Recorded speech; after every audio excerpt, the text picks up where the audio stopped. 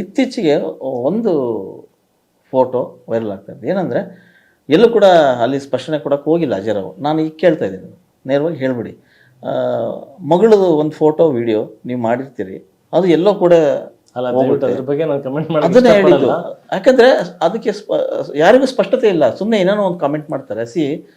ಅದಕ್ಕೋಸ್ಕರ ಮಾಡ್ಬಿಟ್ರ ಅನ್ನೋದು ನೀವೇನು ಅಂತ ಅನ್ನೋದು ಬಹಳಷ್ಟು ಜನಗಳಿಗೆ ಗೊತ್ತಿದೆ, ಬಟ್ ಕಾಮೆಂಟ್ ಮಾಡೋರಿಗೆ ಗೊತ್ತಿಲ್ಲ. ಹಾಗಾಗಿ ಒಂದು ಸಣ್ಣ ಸ್ಪಷ್ಟನೆ ಕೊಟ್ಟರೆ ಆಯ್ತು ಅಷ್ಟೇ. ಏನು ಯಾಕಾಗಲ್ಲ ಈ ಒಂದು ವಿಚಾರಕ್ಕೆ ನಾನು ಕೊಡೋಕೆ ಇಷ್ಟಪಡಲ್ಲ. ಅದು ಏನಾಗ್ಬಿಡತ್ತೆ ಅಂದರೆ, ನಾನು ಮಾತಾಡ್ಕೊಂಡು ಕೂತ್ಕೊಂಡ್ರೆ ಇವನೇ ಬಿಟ್ಟ ಇವನೇ ಇದಕ್ಕೆ ಕ್ಲಾರಿಫಿಕೇಶನ್ ಅಲ್ಲಲ್ಲ ಕ್ಲಾರಿಫಿಕೇಶನ್ ಕೊಟ್ಟರೆ ಜಾಸ್ತಿ ಆಗತ್ತೆ ಅಂತ ನಾನು ಹೇಳ್ತಾ ಇರೋದು.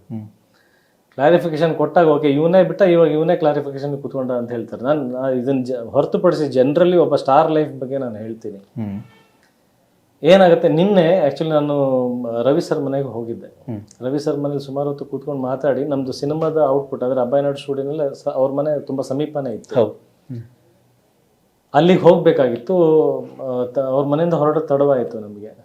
ಹೊರಗಡೆ ಬಂದ್ವಿ, ಅಲ್ಲಿ ನೋಡಿದ್ರೆ ಸ್ಟುಡಿಯೋದಲ್ಲಿ ಇದ್ದಂಥ ಹುಡುಗರು ಎಲ್ಲೋ ಹೊರಗಡೆ ಹೋಗಿದ್ರು. ಅವ್ರು ಬರೋಕ್ಕೆ ಟೈಮ್ ಆಗುತ್ತೆ ಅಂದರು.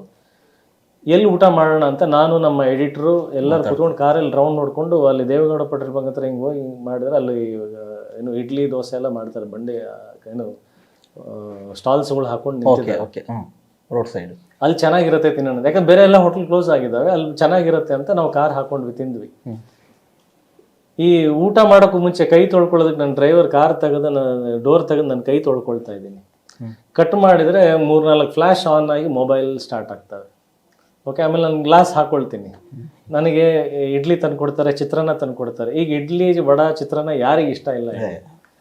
ಎಂತ ದೊಡ್ಡ ಹೋಟ್ಲಲ್ಲಿ ಕೂತ್ಕೊಂಡ್ರು ಆ ಸ್ಮೆಲ್ ಅದೇ ನಮ್ಗೆ ಅದನ್ನೇ ಅಲ್ವಾ. ರಜನಿಕಾಂತ್ ಅಂತವ್ರೆ ಎಲ್ಲ ಒಂದ್ ಕಡೆ ನಿಂತ್ಕೊಂಡು ತಿಂತಾರೆ ಅದನ್ನ. ಇವಾಗ ನಾನು ಹೇಳೋದು ಹೆಂಗಾಗುತ್ತೆ ಸಿಚುವೇಶನ್, ಒಂದು ನಡೆದಿದ್ದ ಘಟನೆ. ನಾನು ಇವಾಗ ತಿಂತಾ ಇದ್ದೀನಿ, ಅವ್ನ ಗ್ಲಾಸ್ನ ಒಬ್ಬ ನಾಕ್ ಮಾಡ್ತಾ ಇದ್ದಾನೆ. ತೆಗಿರಿ ಒಂದು ಫೋಟೋ ಮಾಡೋಣ ಸರ್, ಒಂದು ವಿಡಿಯೋ ಮಾಡೋಣ ಅಂತ ಹೇಳ್ತಾನೆ. ಅಪ್ಪ ಇರಪ್ಪ ತಿಂತಾ ಇದ್ದೀನಿ ಅಂತ. ಆಮೇಲೆ ನನಗೆ ಈ ಒಂದು ಘಟನೆ ಏನ್ ನಡೆದಿದೆಯಲ್ಲ, ಯಾರೋ ಶೂಟ್ ಮಾಡಿರ್ತಾರೆ, ಅದು ಯಾವುದೋ ಪರಿಸ್ಥಿತಿನಲ್ಲಿ ಅದು ಹೆಂಗೋ ಕಾಣಿಸುತ್ತೆ. ನಾಳೆ ದಿನ ನಾನು ಅವನಿಗೆ ಬೈದೆ, ಅಪ್ಪ ನನ್ನ ತಲೆನಲ್ಲಿ ಇದೇ ಕೂತ್ಕೊಂಡಿದ್ದೆ, ಈ ಘಟನೆಗಳು ನಡೆದಿರೋದ್ರಿಂದ ಬೇಡ ವಿಡಿಯೋ ಮಾಡಬೇಡ, ಬಿಡ ತೆಗಿಯಪ್ಪ, ಬಿಡಿ ಸರ್ ನಿಮ್ಮ ಪಿಕ್ಚರ್ ನೋಡಲ್ಲ ಅಷ್ಟೊಂದು ದುರಾಂಕಾರನ, ಅಭಿಮಾನಿಗೆ ಬಂದು ವಿಡಿಯೋ ತೆಗಿಯಕ್ಕೆ ಬಂದೆ, ನೀವು ವಿಡಿಯೋನ ಕೊಡೋದಿಲ್ಲ, ಅರ್ಥ ಮಾಡ್ಕೊಂತಿಲ್ಲ. ಈಗ ಅವ್ನು ಬೇಜಾರಾಗಿದ್ದಕ್ಕೂ ನಂಗೆ ಬೇಜಾರಾಗ್ತಾ ಇದೆ. ನಾನು ಯಾಕೆ ವಿಡಿಯೋ ಕೊಡ್ತಾ ಇಲ್ಲ ಇವತ್ತು ಅಂತಂದ್ರೆ, ನಾಳೆ ದಿನ ಇನ್ನೇನು ಆದಾಗ ಫುಟ್ಪಾತ್ ಅಲ್ಲಿ ರೋಡ್ ಬೀದಿ ಬಿದ್ದಿದ್ದ ಸಾಲ ಮಾಡಿ ರೋಡ್ ಸೈಡಿಗೆ ಬಂದು ಊಟ ತಿಂತಾನೆ, ಹೋಟೆಲ್ ತಿನ್ನೋ ಗತಿ ಇಲ್ಲ ಅಂತ ಬರುತ್ತೆ.